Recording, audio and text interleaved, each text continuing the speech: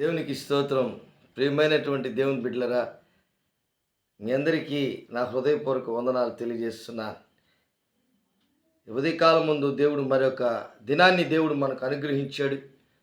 ఈ రీతిగా ప్రతి దినము అనుదినము దేవుడు మనల్ని ప్రేమించి ఈ వీడియో చూస్తున్నటువంటి ప్రతి ఒక్కరిని దేవుడు ఆశీర్వదించి దీవించి గొప్ప చేసినందుకు దేవునికి స్తోత్రం.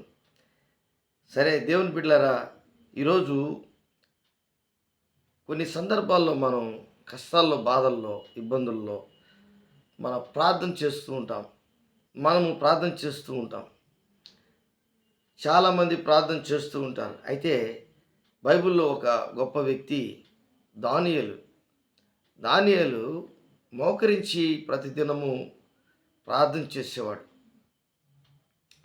ఆయన ప్రార్థనే కాదు, రోజుకి మూడు సార్లు ఒక దినములో 3 సార్లు అయినా ముమ్మారు మోకాళ్ళుని ప్రార్థన చేసేవాడు. కాబట్టి ఇలాంటి అలవాటు కలిగినటువంటి ఒక గొప్ప ప్రార్థనాపరుడు దానియేలు. ఈయన దర్యావేషు కాలంలో యూదులందరూ కూడా, దేవుని బిడ్డలందరూ కూడా బానిసలుగా ఉన్నటువంటి పరిస్థితుల్లో కానీ, ఇబ్బందుల్లో ఉన్నటువంటి పరిస్థితుల్లో కానీ, లేక చెరపట్టబడినటువంటి వారిలో కానీ ఈయన ఒక ప్రత్యేకించబడినటువంటి వ్యక్తి.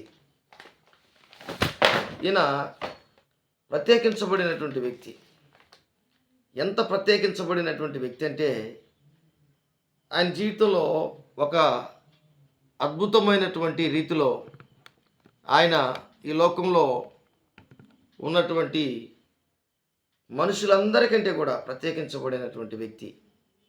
ఈయన దేవునికి బహుప్రియుడైన, ఈయన దేవుని దృష్టిలో ఎలాంటి వాడంటే బహుప్రియుడిగా దేవునికి కనబడుతున్నాడు. కాబట్టి నీవు బహుప్రియుడువు అని దానియేలు గ్రంథం 10వ అధ్యాయంలో 19 వచనంలో మనం చూడవచ్చు.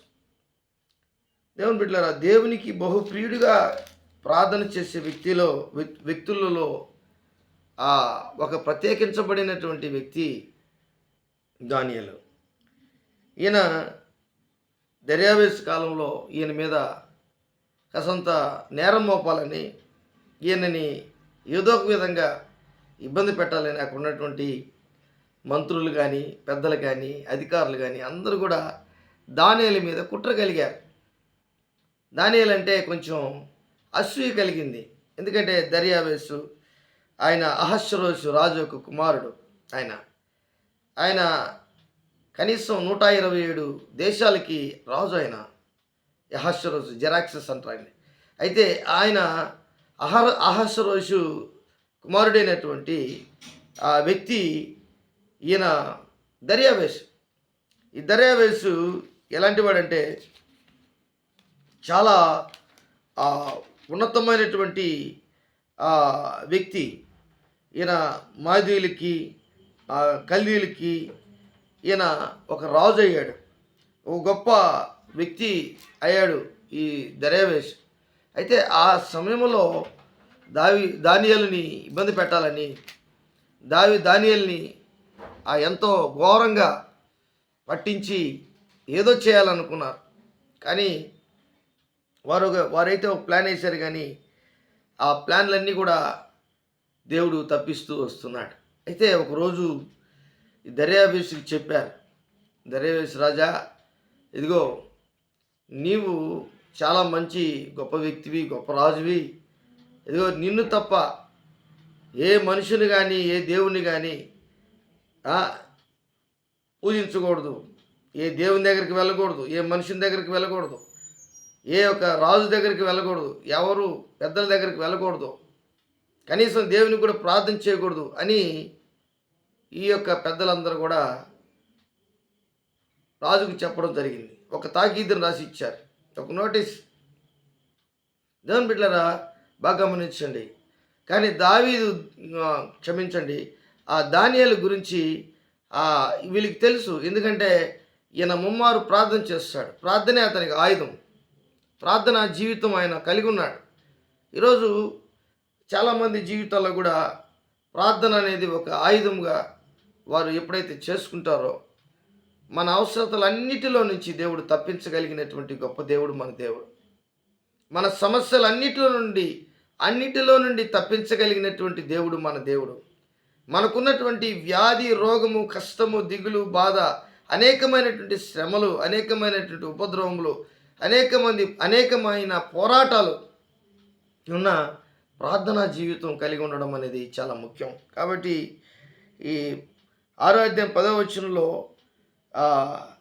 ఆయన శాసనము రాపించిన రాజు దర్యావేషు రాయించిన ఆయన వాడుకు చొప్పున దానియేలు ఏం చేశాడంటే యథాప్రకారముగా అనుదినము ముమ్మారు మోకాళ్ళుని తన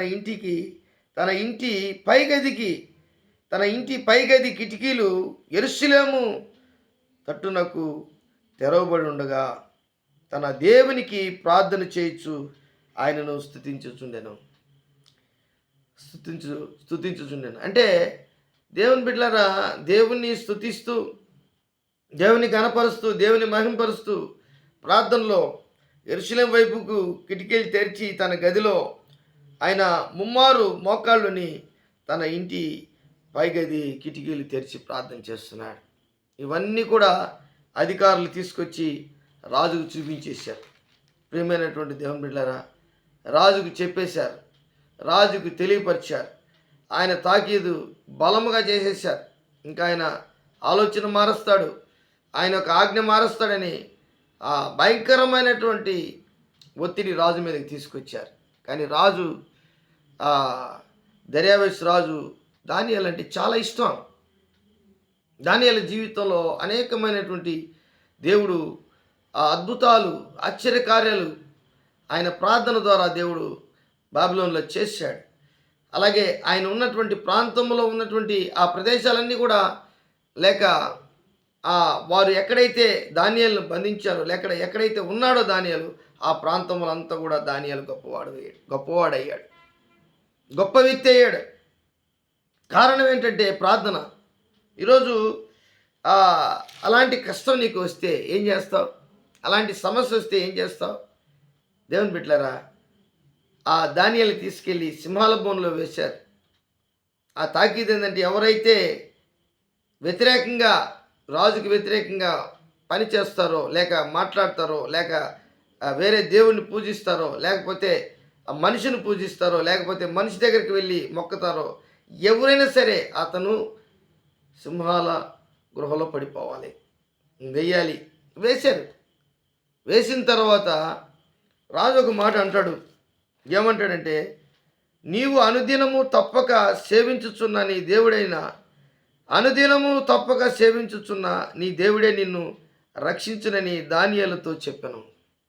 ఎంత గొప్ప మాట! 16వ వచనం, దానియేలు గ్రంథం 6వ అధ్యాయం 16వ వచనంలో ఈ మాట ఉంది. అనుదినము మనం ఏం చేస్తున్నాం? రోజుకి 3 పూట్ల భోంచేస్తాం. మనం మంచిగా బట్టలు వేసుకుంటాం, మంచిగా పనికి ఆఫీస్కి వెళ్తాం, చర్చికి వెళ్తాం, పనులు చేసుకుంటాం. కానీ మోకాళ్ళుని ప్రార్థన చేసే అనుభవం ఎవరికైతే ఉంటుందో వారి జీవితంలో గొప్ప కార్యాలు దేవుడు చేస్తాడు. దానియేలుని సింహాల బోన్లో వేస్తే రాత్రి అంతా కూడా నాట్యములు మానేశాడు, వాయిద్యాలు మానేశాడు. రాజు నిద్ర పట్టకుండా అయిపోయింది, దిగులు పడిపోయాడు. అన్నం తినలేదు, ఆయన భోజనం చేయలేదు. కారణం ఏంటి తెలుసా? ఆయన ప్రార్థనాపరుడు, ఒక గొప్ప దైవజనుడు, ఒక గొప్ప దైవికమైనటువంటి వ్యక్తి. దేశములో అలాంటి వ్యక్తి కనబడడు. దర్యావేషుకు తెలుసు. కాబట్టి దేవుని బిడ్డలారా, ఈరోజు నీవు కూడా ఇలాంటి జవాబు పొందుకోవాలని ఆశపడుతున్నావా?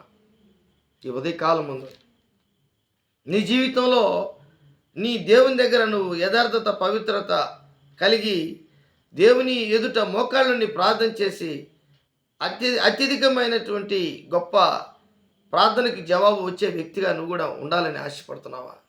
నీ సమస్యలు, నీ కష్టాలు, నీ బాధల్లో దేవుడు నిన్ను నీ యొక్క ప్రార్థనకి జవాబు ఇచ్చేటట్లుగా నువ్వు ప్రవర్తించాలనుకుంటున్నావా? ఈ దినమందు దేవుడు ఈ ఉదయకాలం ముందు దేవుడు నీతో మాట్లాడుతున్నాడు.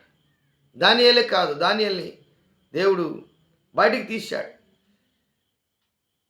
జీవము గల దేవుని యొక్క సేవకుడైనటువంటి దానియేలు అంటే రాజు చిరంజీవగును గాక అంటున్నాడు. ఎవరు? దానియేలు. ఉదయకాలం మన పరిగెత్తుకుంటూ వచ్చి ఆయన సింహాల గృహ దగ్గరకు వచ్చి రాజు వచ్చాడండి. ఎంత ప్రేమ! ఈరోజు నీ జీవితంలో కూడా, నా జీవితంలో కూడా నువ్వు ప్రార్థన చేస్తున్నటువంటి వ్యక్తివైనట్లయితే, నీ జీవితంలో ఆపజాలినటువంటి వ్యక్తిగా, మరి ముఖ్యంగా మోకరించి ప్రార్థన చేయడం నేర్చుకోవాలి. అప్పుడే అద్భుతాలు, ఆశ్చర్యకార్యాలు నీ జీవితంలో జరగడం ప్రారంభిస్తాయి.